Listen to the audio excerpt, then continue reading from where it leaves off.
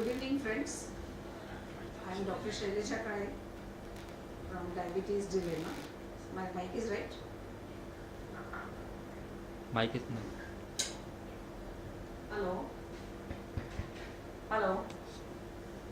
Good evening. I am Dr. SHAILAJA from Diabetes Dilemma. So welcome each one of you for this online plus physical meeting which we have combined today.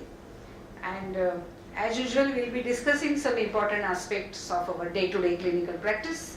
And let's see our website address, www.diabetesdilemma.com. From this website, you can directly join for our session. You can watch the videos of all past session, and also there will be timetable for the upcoming event. So do visit website diabetesdilemma.com. For any questions, queries, suggestions, comments, please do write to us on dilemma-diabetes@gmail.com. We have some videos of back to basics which we put on YouTube. So definitely you can see some good 10 minutes videos which talk about basic things on YouTube. So let's begin today's meeting. And I am very happy to welcome Dr. MANAN DOSHI. You will be listening to him in the meeting as well as in the discussion. Dr. MANAN DOSHI is now young nephrologist from the city of Pune, and he will be joining us today for discussing some cases. So I welcome all of you here in Pune, as well as I welcome each one of you who joined online. So when we manage diabetes, we have different goals. So I'm just setting a stage for some discussion in next 45 to 50 minutes. So first and foremost, we have been taught about early and aggressive A1C control, which we want to achieve without hypoglycemia and without weight gain or maybe weight loss, which is possible now. These three things are important, which we had those, seesaw for so many years. These slides used to be there. The things are getting added. It's not only A1C, the glycemic variability, time in range, which everyone needs to focus when we design our prescriptions.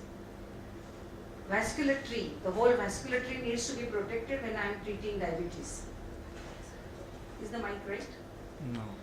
The kidney protection is one of the most important part when I am managing the glucose. Right from the early stages, which we will be discussing with Dr. Manan, and the prevention. Very important is cardiovascular risk. There is a liver, and the most important is adherence. So unless there is adherence, there will not be any A1C, or all the targets will not be, goals will not be achieved if there is no adherence. So one needs to be, though you write a very good prescription, classic scientific, if patient is not taking it because maybe too many pills, too many different insulins, too many different tablets, then whole goal is not achieved. So looking after adherence, though sometimes scientifically you don't like it, you need to modify your prescriptions. So any number of patients, you are seeing 10 patients, 50% will not be at A1C goal. I will put it more. And so that is the real situation in every clinic, all parts of India. It's the actual studies.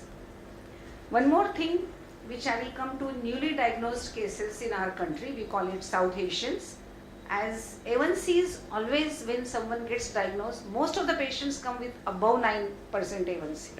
Most of the things. We will come to it when we discuss about clusters. So it's very rarely you see a case of 7.6 or 6.8, someone coming for pre-diabetes. It's rare, it's there, but it's rare. Most of them will come with above 9%, 11%, kind of a metabolically high derangement. That is the characterization of type 2 diabetes in India.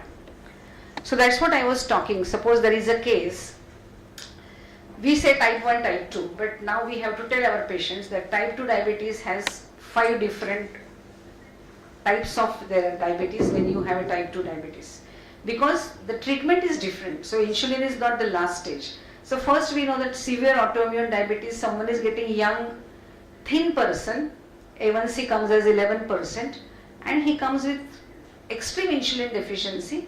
GAD may be positive, GAD may be negative. So it's a severe autoimmune which almost behaves like type 1. Then there is a GAD negative, thin, low BMI patients who are also present with high A1C, big metabolic derangements. We see so many of them, 32 years, 35 years old, 11 A1C, they are thin. We know that though GAD is negative, it may be LADA or it is just severe insulin deficient diabetes, and this patient need insulin very early. Maybe few years they do well on tablets. So you need to right in the beginning explain that you will need insulin very early in life.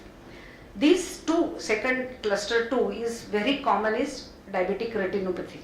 So if such patient comes, one has to be very, very vigilant about eye problems in such patient. This was typical Scandinavian initial paper. So severe insulin resistant diabetes, which are actually middle-aged, obese individual, very high signs of insulin resistance, and these are the patients which are about 37% in India.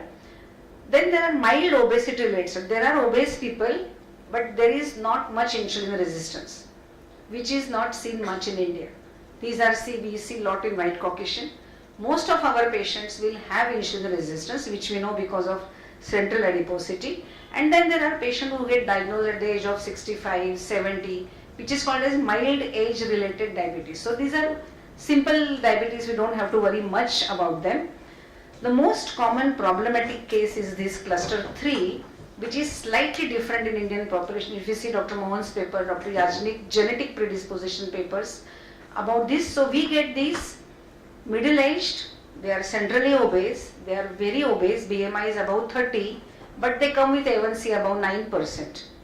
And they will show also insulin resistance signs, but also they are insulin deficient. So this is combined insulin deficient resistant patients who get diagnosed as type 2 diabetes, and they are extremely prone for diabetic kidney disease and proteinuria. So these are the patients, especially any obese patient in India with type 2 diabetes, so very high risk of kidney disease. So this is a typical case, diagnosed at 32 years, so at 32 years at the age of diagnosis, low BMI, normal blood pressure, but A1C 11.9, GAD is negative, so maybe goes to cluster 2. Rest of the things are normal. So he has just hyperglycemia, thin person, GAD negative. This cluster is more prone for retinopathy. They need insulin, so need to manage. So young age of onset, thin, low BMI, poor metabolic control and GAD negative. Maybe LADA, but we see lot of insulin deficient type 2 diabetes. And this is the case which, such cases we are going to discuss today about their management. So just diagnosis age is 44. There is abdominal circumference very high, obese person, he is a smoker. Within just 3 years of diabetes, he is requiring 4 mg glimepiride, 100 sitagliptin, metformin. Still A1C is 9.8. So you know there is insulin deficient. He is not getting control on so many drugs. Got proteinuria just within 3 years of diagnosis of diabetes. Uric acid is 7.2. He has fatty liver. So all signs of insulin resistance, central adiposity, obesity, and metabolically deranged. So this is combined insulin deficient plus resistance, obese type 2 diabetic, extremely prone for diabetic kidney disease, and they get proteinuria very early in life. If you start seeing patients in the clinic, you can identify these patients very early, and we need to be vigilant. One more new thought when we see our type 2 diabetes patients. These are the standard complications which we were taught and still we see in all the textbooks, and we always talk round the clock about it. So microvascular, retinopathy, neuropathy, nephropathy, and then macrovascular, cerebrovascular disease, coronary artery disease, and peripheral vascular disease. There is a very good thought and paper at this year's EASD. Was a nice session. Actually, it was a debate. Is it time to reclassify complications of type 2 diabetes? And it was wonderful, which we all will agree, because so many patients don't fit in that. It was like microvascular, control glucose. Macrovascular has nothing to do with glucose. That was the thought. So always coronary artery disease, oh, it has nothing to do with A1C. But now we know A1C has lot of to do with heart attacks, heart failure. It's a direct correlation of A1C with heart failure. And microvascular, it was taught that it's only glucose. It's related to, hyperglycemia. But now we know there are so many things. There are mitochondrial problems. There is a free fatty acids. It's not only glucose in these microvascular complications. So this classification may not be right. It is wrong. It's time to reclassify diabetes complications. And in this we also neglect so many important complications of type 2 diabetes, that is urosepsis. We don't talk sarcopenia because it doesn't fit anywhere. Liver disease, now MAFLD or NAFLD, cancer. So they remain neglected. Diabetic kidney disease itself is not microvascular and not macrovascular. It has so much of everything in that, which has adiposity, obesity, fatty acid metabolism, there are mitochondrial issues. Genetic predisposition is different for diabetic kidney disease and retinopathy. So putting the complications in the earlier thought has slightly changed. This is just a thought for today's discussion. So every complication of type 2 diabetes is now distinct, and there is a thought that it may happen in next few years as we change the name of NAFLD. This micro and micro kind of a classification may not be there when we talk about type 2 diabetes complications. So in today's discussion, we are mainly going to discuss about diabetic kidney disease. It's going to be interactive, you can stop in between. First 10 minutes, I invite Dr. MANAN Doshi to keep the stage for whatever we are going to discuss. So MANAN, all to you. Come.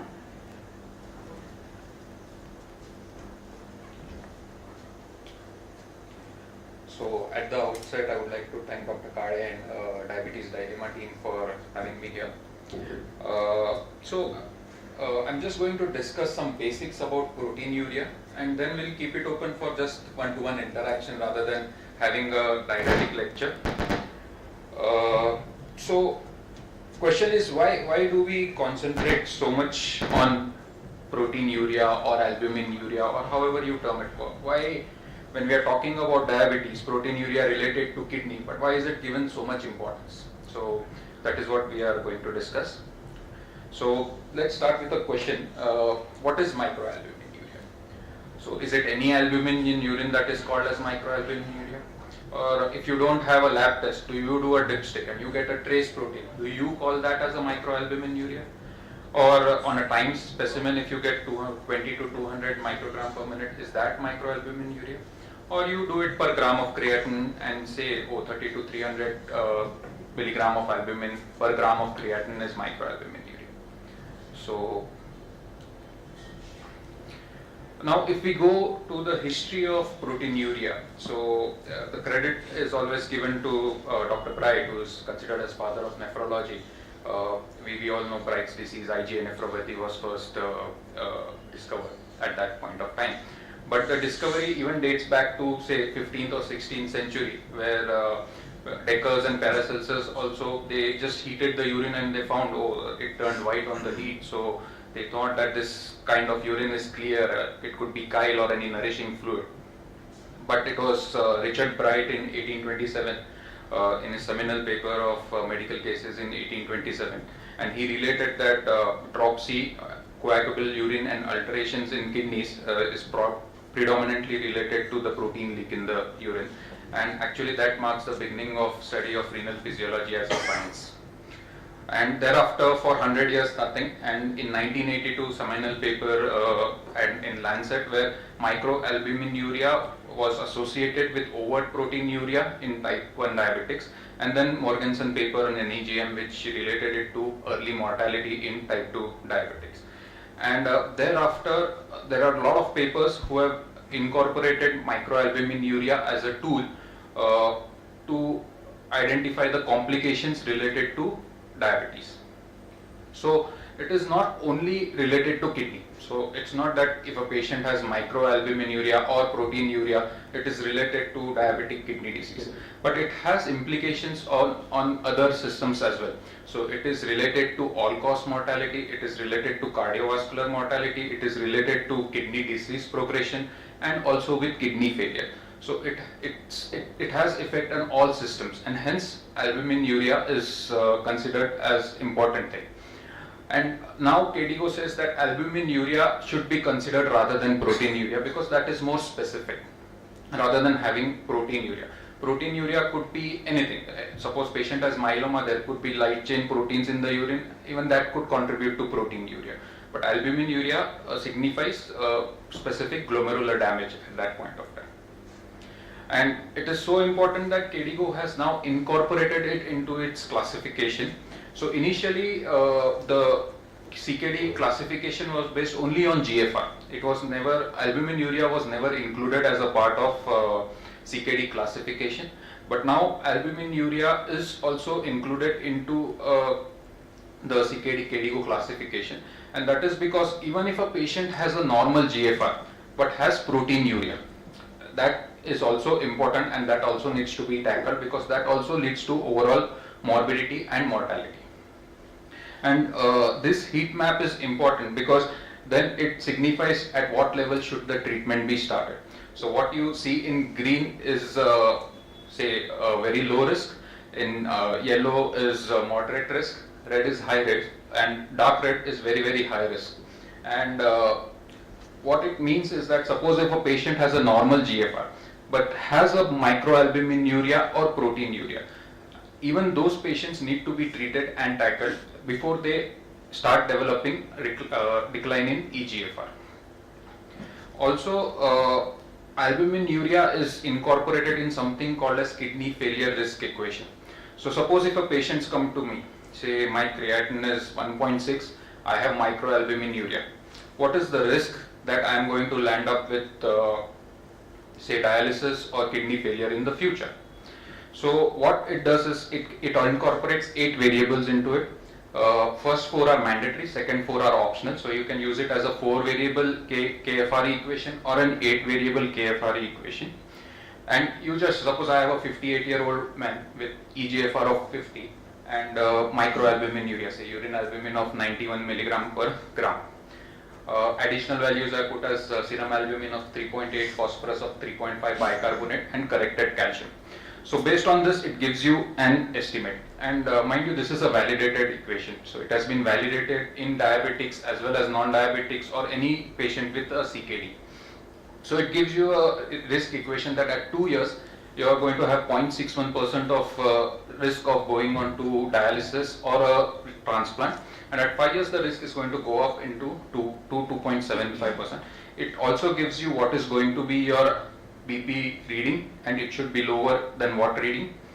And it also gives you an idea, suppose how do you retard the progression. So what is going to be the risk if you control your blood pressures well, if you control your sugars well, or if you add additional medications to reduce the risk of CKD progression. Suppose you add an ACE inhibitor or an ARB or SGLT2 or say recently finerenone, the risk is going to go down, provided your blood pressure, sugars are controlled and you take those medicines. Now, proteinuria has traditionally been estimated in many different ways. So a time sample, say 24 hours urine protein, a protein creatinine ratio, albumin creatinine ratio. So question, what is the best? What do we use when we practice? So the answer to that question is albumin creatinine ratio, and I'll tell you why. So when you do a protein creatinine ratio, most of the urinary protein estimation tests, they are not very standardized. Okay. Now majority part of protein is albumin when you evaluate for urine protein, say more than around 50% I would say. Unless patient has something like multiple myeloma, it is going to indirectly tell you how much albumin is there in the urine. If albumin creatinine ratio is better, then why use it? Because it's cheaper than doing an albumin creatinine ratio. It is easily available. And based on that, KDIGO gives you a recommendation. Suppose if your albuminuria 30 to 300 is microalbuminuria, more than 300 is macro. So proteinuria is 150 to 500, and more than 500 would be similar. And it also gives you what to do on dipstick. So suppose if you have a trace protein on dipstick, it's somewhere around 30. Plus 1 would be microalbuminuria range, and anything above plus 2 would be a macroalbuminuria range. So is there any way we convert it? So there are equations which are developed where you can convert your proteinuria estimate. Suppose you have a urine protein creatinine ratio, you want to convert it into albumin creatinine ratio. There are well validated equations which are available, because clinically this is what is most important, the albumin creatinine ratio. And if you see, the rough estimate is, suppose if your protein creatinine ratio is 150, your albumin creatinine ratio is going to turn to 33. Similarly, if your albumin creatinine ratio is 30, your protein creatinine ratio is 150, around about that. And similarly, dipstick, as I told you, trace is case corresponds to an albumin creatinine ratio of around 25, plus 1 would be in microalbuminuria range, and anything above plus 2 would be macroalbuminuria range. So why not 24-hour urine protein? So that's going to be gold standard, because that is what we have been using traditionally to do it. Unfortunately, this big thing has come in between. But doing 24-hour urine protein is very cumbersome. Telling a patient, go please collect all 24-hour urine sample. And when studies have tried to estimate if we tell somebody to do a 24-hour collection, do they actually do it? And what they have found out that under collections or over collections are very common. So hence there can be an underestimate or overestimate of proteinuria. Second thing is effect of dilution and concentration is going to be common when you do that. Also the circadian rhythm, day-to-day variability is also going to be a problem. But this problem also exists with a spot sample. So what recommendations are to do is to do a morning spot sample of protein creatinine or albumin creatinine ratio. So that's not going to tell me day-to-day variability of what the protein excretion is going to be in the urine. But if we have to consider which is better, why albumin creatinine ratio is preferred, because it also caters for body size. So for example, if I have somebody with 50 kg who has a protein excretion of 6 grams versus 75 kg who has 9 grams, or 100 kg with 12 grams. So if we don't consider this ratio, we think that he has severe proteinuria.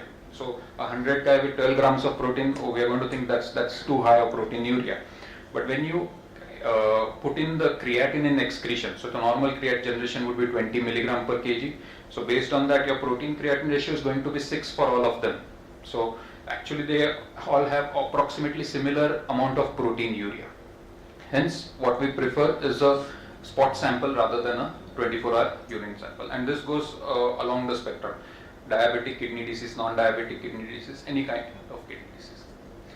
So coming back to this question, answer would be 30 to 300 milligram albumin per gram of creatinine. And with that, I think we can just put to an open discussion. Is the KDO map next slide? No, I have it up. I can give you. Yeah. My presentation. This one? Yeah, that's okay. So thank you. So I was quite impressed by that kidney failure, this thing calculations and the prediction. So is it available online as we do GFR? So we have to, so it's any site or any particular? So you just put kidney failure. GFRE or kidney failure risk equation on Google, and it will take you to that site, and you just put in all the parameters and it will give you the risk, what is the risk and what is the goals of your treatment, and with doing what additional thing you can bring down the risk. Yeah, it was very good. I think we should use it because we will come to that in this case discussion. So, like any type 2 diabetic person we are treating, we need age at diagnosis of diabetes, then we need BMI, we need waist circumference, blood pressure, habits, lipid profile, HDL, LDL. There are so many parameters we need to be balancing at not only newly diagnosed, at every follow-up visits. And then it's getting more and more interesting. Difficult that you need to look at the 10 directions when I am seeing a type 2 diabetic patient who just comes with sugar reports. So just by giving sugar report, you cannot write a prescription now, gone are the days, unless we see everything. Even albuminuria, as you said, we need both. That's the camera. That's okay. We will manage that. So only albuminuria is not enough. We need GFR also. So we need both, because, and GFR is very important, though we talk a lot about microalbuminuria. Yes. So unless we have both, we cannot take decisions.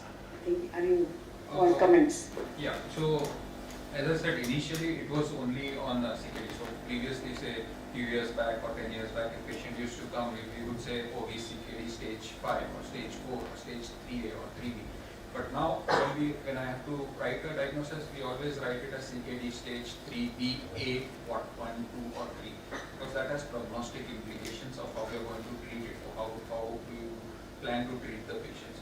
And that's precisely why they have given this heat map, so that you know where you need to act, at what level you need to act, and at what level you need to refer. And I think in all our minds, still today, if you say CKD, it's like nephrologist come in the picture, which is not there. Unless we diagnose CKD when someone is in the green, we are not going to protect them transferring to the red zones. So CKD doesn't mean that creatinine is going up. So stage 1 CKD is not diagnosed in 95% of the times. Even microalbuminuria is not done routinely in so many clinics. So unless we diagnose early, that's the main message today, that start doing microalbuminuria in each and every patient. Maybe so many times we can discuss, each patient will have every 3 monthly, every 6 monthly, annually, depends on what is the stage. But microalbuminuria GFR calculation in every patient is a must whenever we are treating it. Now tell Just me, to yeah. add to that, two things to that. One is, suppose if at community level you want to do it, you don't have samples, so just a dipstick is good enough to tell you how much proteinuria patient is going to have. So you don't need to really have a very high diagnostic test, or just a dipstick would be enough to, at a community screening level. Obviously at a specialized clinic we need albumin creatinine. No, but this is important. Yeah. So And second thing is, if I may ask all of you, what equation do you use to calculate GFR? yeah, we're going to come to that. Yeah. Yeah, so We do MDRD most of the times because everyone in the clinic does that. It's simple. Should I do it? That's what he was saying, suggesting that like obese and the thin people, the validation. Can we use MDRD or should we go to this? neither. Okay. The answer is neither. So Cockcroft Colt is gone long back. What KDIGO recommends is to use CKD EPI formula. And But that- MDRD gives that in the done. No, but MDRD is. So it gives two values, Yeah. one and then balanced with this. Yeah, but what recommendations are is to use CKD EPI. So MDRD, both are validated at various GFRs, and what they have found is EPI is a better correlation with the actual GFR at spectrum of different glomerular filtration. EPI stands for? Epidemiology.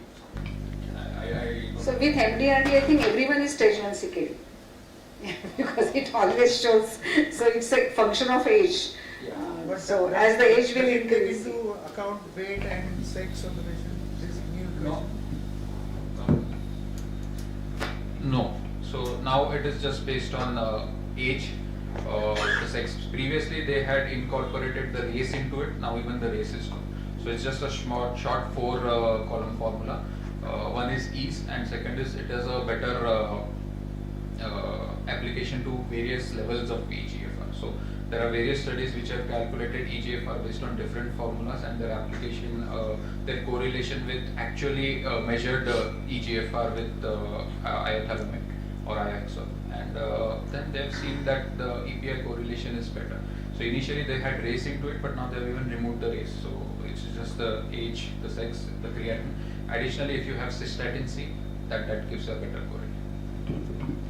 Now someone has proteinuria, so how do you follow? So estimating proteinuria serially, does it help? Yes, of course. So basically, what we need to do is catch these patients early, treat them early, so that we can push the proteinuria down. And as I said, it has overall prognostication value because it's going to have effects at various levels: all-cause mortality, cardiovascular mortality, and kidney morbidity as well as mortality. So catching these patients early and treating them appropriately with say ACE inhibitors or ARBs is going to help us retard the progression of CKD. It is going to help us reduce the mortality and morbidity related to proteinuria and CKD outcomes. So when we see, now with finerenone we see fantastic decrease in proteinuria, even with SGLT2, but sometimes you don't see decrease in proteinuria, though you are doing everything. Does that mean patients are not responding? Because that's what my question I'm asking, because it still means patients are getting benefits. Yeah, patients are getting benefit. So what it essentially means is you need to up-titrate your dosage to the maximum tolerated doses. So when I say ACE inhibitors, ARB, the first confusion starts with what to use. Whether should we use ACE inhibitors or should we use ARBs? So to answer that, answer in short is no study shows benefit of either above each another.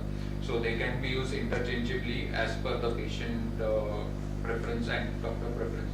Overall, what they have seen is ARB has lesser side effects, especially cough related compared to ACE inhibitors because of bradykinin. But there are studies which have used ACE inhibitors as well as ARBs in outcomes. Like there have been captopril studies, there have been losartan studies, there have been irbesartan studies, and they all have shown a reduction in mortality as well as morbidity and proteinuria. So you start with ACE inhibitors, ARBs, but you don't stop them. You have to up titrate the dose. So suppose if I have somebody, I start with enalapril of 5 milligram, I go up, then proteinuria is increasing, you increase the dose of enalapril, make it 10, make it 20. Even if not, make it 40, that's the maximum tolerated dose. So you go up to 40, and despite that, obviously when you do that, you have to monitor for estimated GFR while somebody is on ACE inhibitors as well as on the potassium, because hyperkalemia as well as reduction in GFR is common. So what the recommendations are is once you start ACE inhibitor or ARB, you recheck your creatinine and potassium at say 2 to 4 weeks time, and you see what is the creatinine. If the fall in GFR is more than 30%, then probably you need to come down on your ARBs. If not, then you continue the same dose. Similarly, for high potassiums, you try to manage it with other modalities if possible. So, if by dietary or any other things or any other contributory drug which is causing hyperkalemia, or somebody is on aldactone, you stop that. Whatever ways conservatively is possible, rather than first step to reduce the dose of ARB. And despite that, if person remains to be hyperkalemic, then you come down on the dose of ACE inhibitor or ARB. So first thing to reduce proteinuria would be that.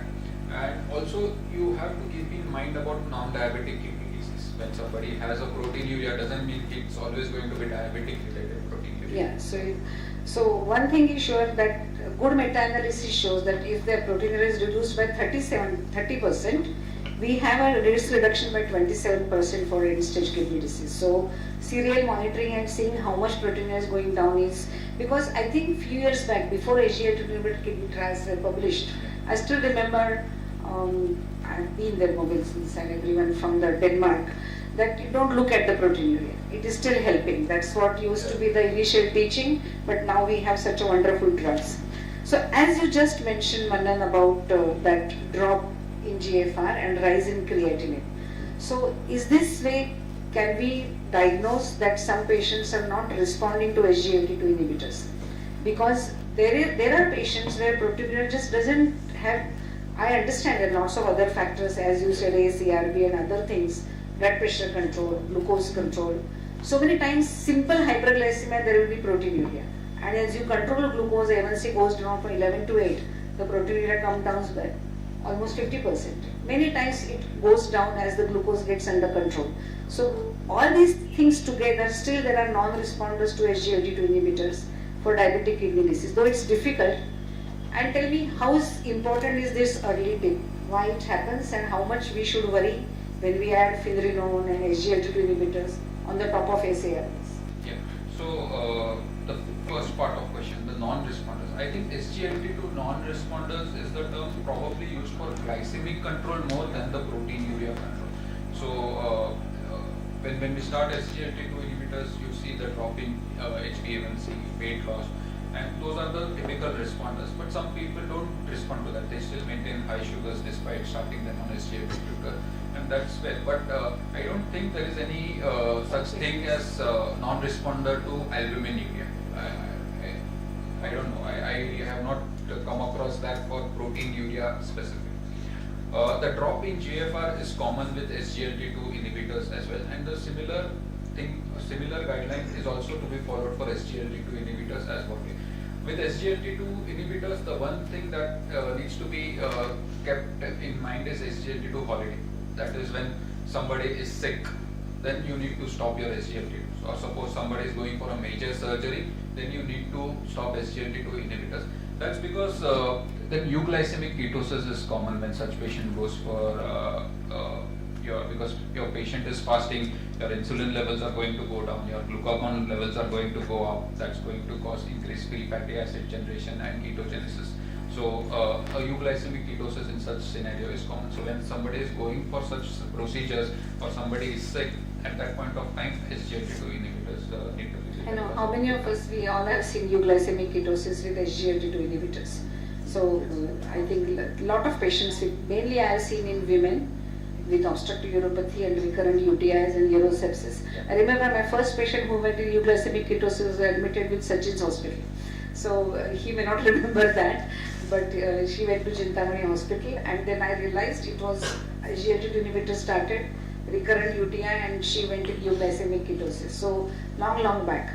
So we do see such patients in our practice and needs to be vigilant about it. So coming to that, one just you mentioned about checking UACR even in non-diabetic patients. Yeah. It's very important that all hypertension clinics, all blood pressure clinics, cardiology clinics, everyone should check proteinuria and UACR. So that would be the primary screening method. So Everywhere, anybody- because SGLT2 inhibitors now we know that they help in so much in non-diabetics as well. Yeah. So basically, the meta-analysis of your MPA kidney or DAPA CKD or credence trials, where even non-diabetic patients or CKD due to other causes, for example IgA nephropathy or FSGS, were also shown to have benefits with the use of the SGLT2 inhibitor. So it's not just related to your diabetic kidney disease. So use of SGLT2 inhibitors has widened, and there are many other spectrums that where it has been tried. Even in post-transplant scenario, if you have a recurrence of IgA nephropathy, now people are trying to use SGLT2 inhibitors for that as well. So that patient which Any specific choice of SGLT2? So there was a recent paper in 2022, I think by Dr. Suzuki and colleagues, and they compared 4 different SGLT2 inhibitors, EMPA, CANA, DAPA, and one more which I don't remember. And what they found out is there's no difference. So it's a class effect. yeah, it's a class effect. You can use any which you like. We don't find much of canagliflozin being used as compared to. See what has happened, yeah. See what has happened is that if you take these different Kedigo heat map, so every trial used some baseline patients. So credence was used in these red zone patients. So canagliflozin data shows, unless there is overt proteinuria, that was a credence, which showed, still remember when it was published first time in Australia, and the dramatically presented the p-value 0.000001 when the canagliflozin first time showed that great benefit on kidney patients. But if you see EMPA kidney, which has also used patients with normal, almost normal GFR, or very microalbuminuria patients were much more. DAPA kidney has lot of patients with high normal GFR, above 45. So according to each trial's baseline population, that is been advised because you have that evidence. EMPA kidney had patients with very low GFR also, which was not there with dapagliflozin trial. So that is the difference according to the trials, but the effect on the kidney is So class effect. just to add to that, so DAPA CKD used I think GFR more than 30, the standard, and EMPA kidney used went down as low as 20, and they still found mortality and mortality benefit as well as reduction in all primary and secondary endpoints. So it is just a matter of choice, and hence the study was done whether there is any class effect. So if you use different types of ACE inhibitors, whether there is any change in the proteinuria or mortality or morbidity related to that, but they didn't find any difference as such. But haven't you find the difference with the olmesartan? I think it is the best for proteinuria. I have seen in few patients that the patient is put on olmesartan, there is definitely difference.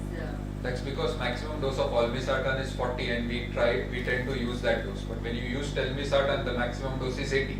Nobody uses that dose. So that's just a biased viewing is what I would say. So we need to know what is the maximum dose that you can use. So for example, valsartan you can go up to 320 milligram. Telmisartan you can go up to 80. Olmesartan you use up to 40. Similarly, enalapril you can go up to 40, but ramipril you can go only up to 20.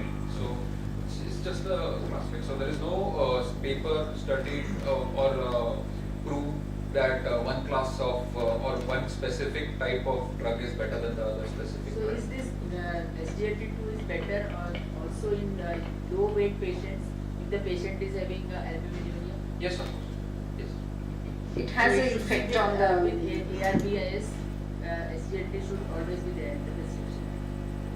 I would say ACE inhibitor ARB should be there. And With once that. once that With has that. happened at the maximum dose, then yes, we can try SGLT2 inhibitors as a add-on effect, and that is what the recommendation is right now. So even what KDIGO recommends for diabetic and diabetic related CKD, the first line is SGLT2 inhibitors as even as a anti-diabetic medication. So a lot of subgroups have been studied in all SGLT2 trials, according to BMI, according to GFR trajectories, according to albuminuria, sex, age, everywhere it works. So it may not work for glucose control in some patients, but as you said, it shows change in the albuminuria and the kidney protection. Yes. What is the threshold for nephroprotection and nephdamage with ARBs? Because we know that with use of ARBs, the creatinine will go up. So at what stage of creatinine level should we reduce or stop ARBs for nephroprotection? Yeah, so the question is whether in advanced CKD we need to stop ACE inhibitors or ARB. Okay. Answer is no. So there have been studies where patients have been recruited at very advanced stage, CKD stage 4 and stage 5, and they have been put on ACE inhibitors, ARBs, and they have still found mortality as well as morbidity benefit. Only thing that is required is monitoring. Okay. Now, the question, another point is when somebody is on maximum tolerated dose of ARBs, there are certain instructions that need to be given to the patients as well, like not to take, say, painkillers, because at maximum tolerated dose of ARBs, if you're going to take painkillers, your autoregulation is going to go, and that's going to push them into AKI or hyperkalemia. So, to answer your question in short, it is not necessary to reduce the dose of ACE inhibitors ARBs. So even when somebody comes with creatinine of 3 with proteinuria, we can start at a low dose. We can see the drop in GFR and titrate the dose that is best possible for the patient. My question is, if there is a rising trend of creatinine, He's saying that early dip in GFR, and that's what you're saying, 20% higher creatinine when we start Yes. RAS blocking drugs, like efferent arterial. You don't stop it. So unless the drop in eGFR is more than 30% initially to begin with, then So after how many days need to 2 repeat to 4 weeks. creatinine? 2 2 to 4 weeks. So generally what I use in clinical practice is 15 days. So I start ACE inhibitor ARB, I check it in 15 days time, what is the creatinine and potassium. If I want to continue at the same dose, then I check it whatever is my, but if I'm going to change the dose, either up titrate the dose of ACE inhibitor, then I would again recheck it in say a month's time and see what is the trajectory. So what is the trajectory of your GFR, what is the potassium levels, and if that is okay, I even go higher on the dose of ACE inhibitors. you mentioned about cystatin C also. The Yeah. traditional teaching has been is the earliest marker of kidney damage. Yeah. So should we be still using it as a marker? Not really. Answer lies that it is expensive and it is not commonly available, so hence creatinine is still used as the marker of kidney disease. What studies have found, if you use a combined marker, say cystatin with creatinine to calculate eGFR, so when you select a EPI calculator, you get both. You get a creatinine value as well as cystatin C. If you put both, that gives a better estimate, but creatinine value for normal use is good enough for checking the eGFR, and that correlates very well with the clinical outcomes. Is this asymptomatic bacteriuria or pyuria is a contraindication even if the patient is in cardiorenal syndrome for SGLT? No. No? I use it. See, basically, if you go as per studies, okay, so there is no real risk of UTI as per whatever studies that have been conducted worldwide. If you ask me in practice, yes, I have seen a lot of UTIs related to SGLT2 inhibitors, but it is very difficult to tell whether it's just the tip of iceberg, because those are the patients that come to us and then we think, oh, SGLT2 is commonly associated with UTI. But there are a lot of patients who are on SGLT2 inhibitors who don't really come with UTI. So it is, if we go as per statistical studies and all those things, there is no real difference in UTI with SGLT2 inhibitors as well. But yes, certain patients do have a increased tendency for urinary tract infection, and in such patients we avoid SGLT2 inhibitors. So that brings, when can we should not use SGLT2 inhibitors? So are there any place that we should not use? Is there any condition or any situation where, as you told about major surgeries, or patients are in ICUs and the shock and hypovolemia, that is the acute situations. But in outpatient departments, I think we always say very frail and old patients, but there was a recent data published from US FDA, and when they say old, they're above 90 in US, and still it was quite safe. It was presented in this year's EAC, huge data of more than 10 lakhs of patients who are old, but they are on SGLT. So initially it was thought, but now even that has gone, that even in frail and this patient. Now kidney stones is not a contraindication. No. Yes. Only thing is recurrent urinary tract infections. Like we do have, as I said, women and men with prostate, with outflow obstructions and residue, significant residue. These patients come again and again. So what is your comment? So somebody with recurrent UTI, maybe those are the type of patients, maybe we can avoid it. But considering the amount of benefit SGLT2 gives to the patient outcomes, I think rest all patients should get benefited with SGLT2 inhibitors, irrespective of any other issues, except the recurrent infection part and the SGLT2 holidays that we spoke about. So now we don't initiate SGLT2 inhibitor if the GFR is below 20. Yeah. Initiate. And I think there are trials going on even in those patients where there may be some residual function. There may not be effect on the glucose, but it may benefit. But at present, it is 20 for EMPA Yeah, 20. and DAPA is Anything more still than 20, 25. Yeah. Anything more than 20, I would. We don't initiate, but my patient is on SGLT2 inhibitor. You continue. And 3 years back his GFR was whatever and it has progressed. It has gone to 18 and patient is on SG. We should continue. Yeah, we should. Because there will be doctors advising, there will be relatives advising, oh your GFR is 18, we should stop. Yesterday finally I called few nephrologists. I said, I have a record of the patient and I had for last 4 years back, this was just patient still was on DAPA, so I am not going to stop. So because patients are on finerenone and everything. So that is one thing. What about when patient reaches end stage and on dialysis? The advice is to stop. So what is the present? You stop. We stop. So because the probable benefit it may not be achieved because they're not going to pass. So as you go on with your dialysis, the amount of urine that a patient generates is going to go down gradually, and probably you're not going to get any effect with that. Mind you, there have been no studies for me to quote that for dialysis patient the use, whether it is so I would say it's still a grey zone. We don't have a very correct answer to give you. And kidney What transplant patients, we don't use. That's what the guidelines say. I What have is used it at now? You haven't used it. I have used it. You have used it. But not for the kidney part, but for the proteinuria part, due to say suppose there's a recurrence of IgA nephropathy or a recurrence of FSGS, then I would use it.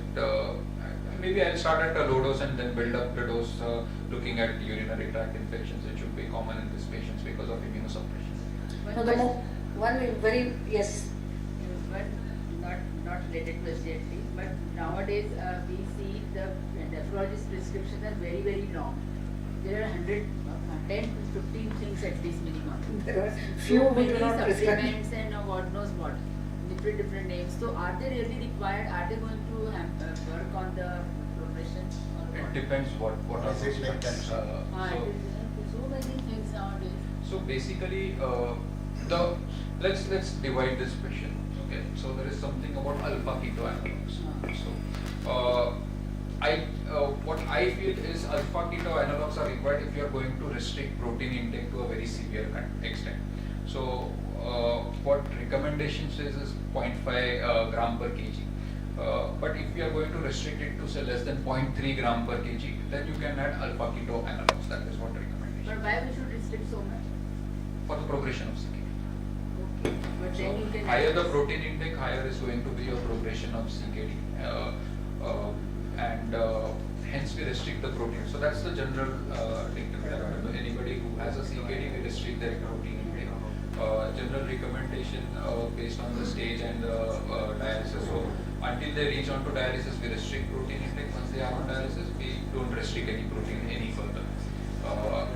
So if your protein restriction is going to be so severe, then probably adding alpha keto analog helps. not otherwise, is what my take out of this. One Can you more thing elaborate is- on SGL2 holidays only? So SGLT2 holidays means when a patient, so when do you need to stop SGLT2 inhibitors in a patient? So when somebody is sick, suppose somebody has diarrhea, vomiting, and is going to be dehydrated, not going to take well orally, then probably you need to stop until he recovers and then restart it.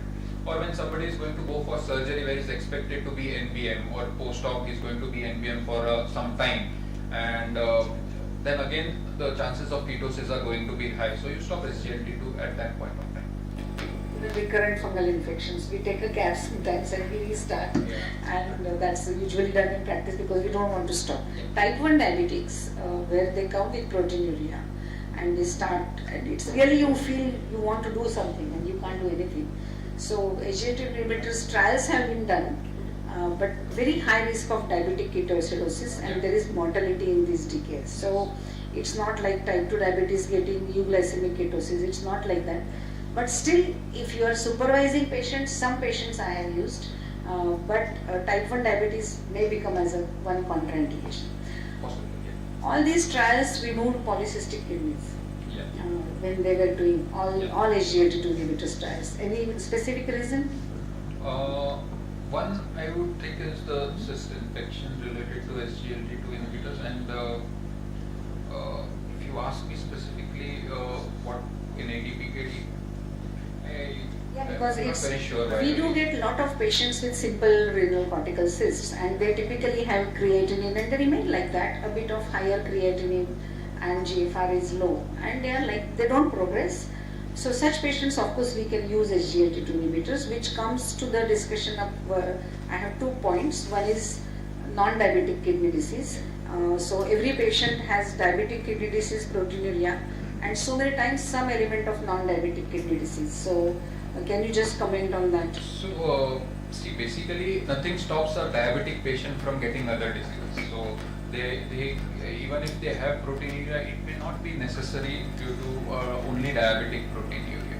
It could be due to other causes of proteinuria as well. So, when somebody does not fall into the time frame of the disease, say, suppose if your proteinuria onset is too early to the onset of diabetes, if there is no retinopathy.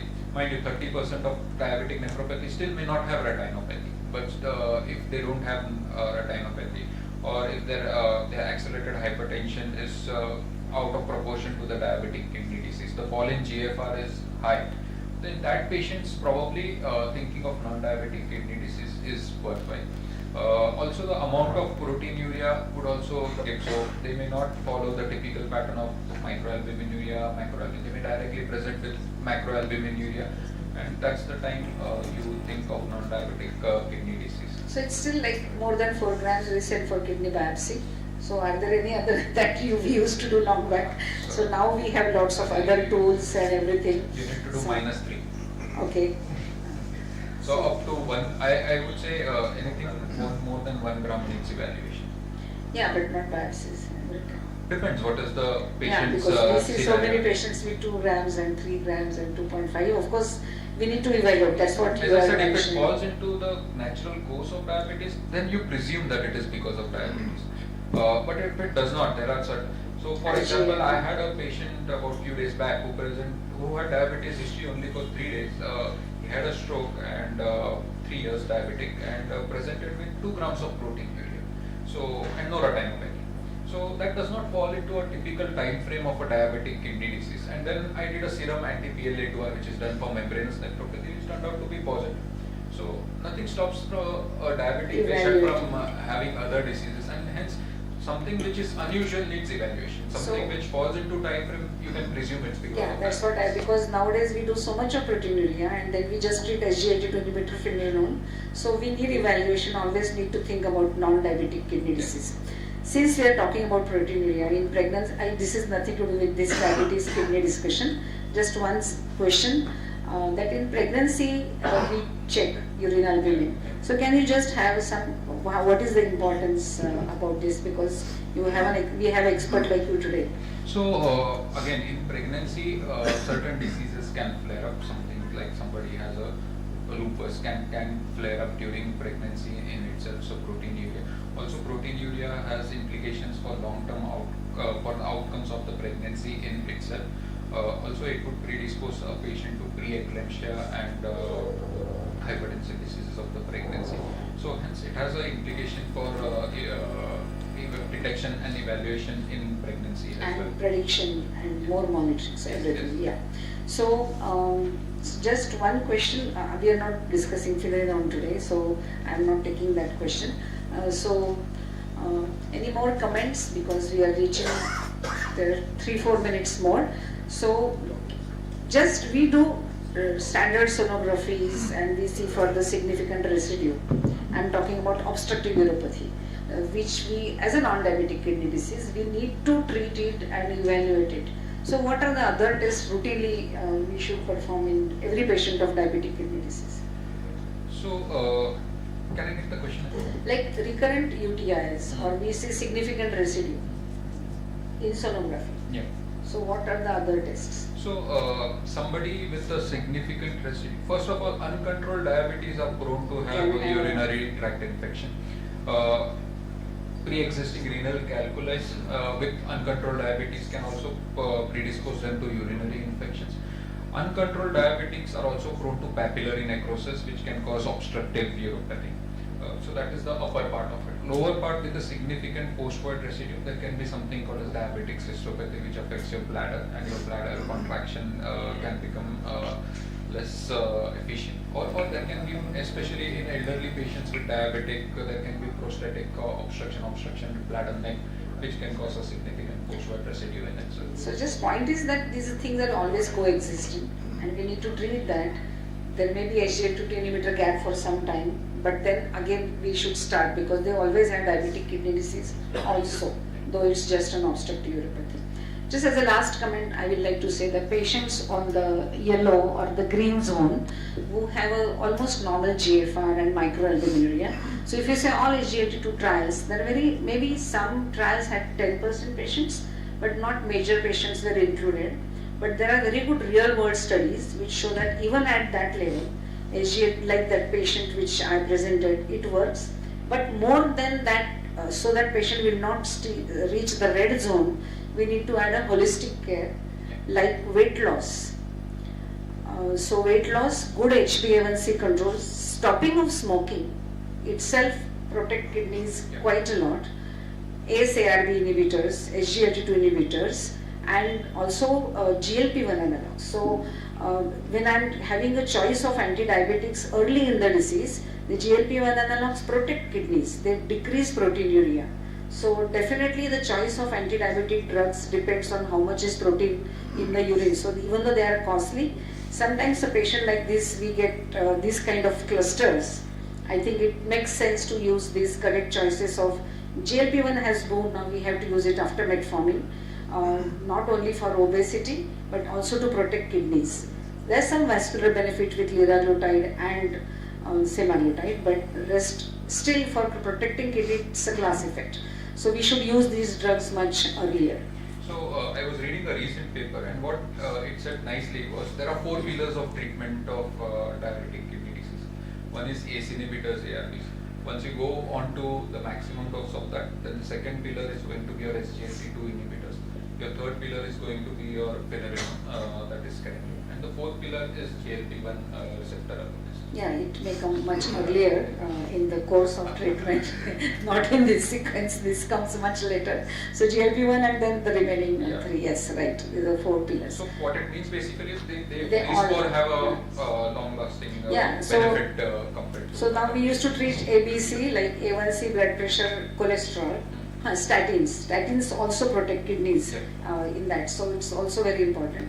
So A1C, blood pressure, cholesterol, and now D, the drugs. The choice of drugs is very important to protect. So that was the message today. You want to have a last point? Yes, please. Is uric acid in CKD. Oh yeah, I had that point. Correct. So asymptomatic hyperuricemia need not be, especially in CKDs. Because as your GFR is going to go down, your uricemia is expected to go up because of your tubular dysfunction. And also uric acid is also affected by lot many other drugs. So suppose somebody is on diuretics, is expected to have high uric acid. Mind you, this is except those patients who have prediction, like somebody who has familial history of say uric acid nephropathy or gout, then those patients need to be treated. But asymptomatic hyperuricemia need not be treated unless they are at supranormal levels. And they've made it into, as per GFR, say anything 9, 10 and 12 is what I remember.